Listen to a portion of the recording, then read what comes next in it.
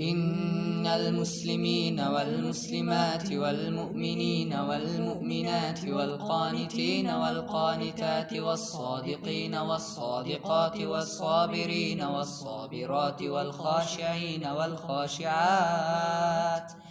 والخاشعين والخاشعات والمتصدقين والمتصدقات والصائمين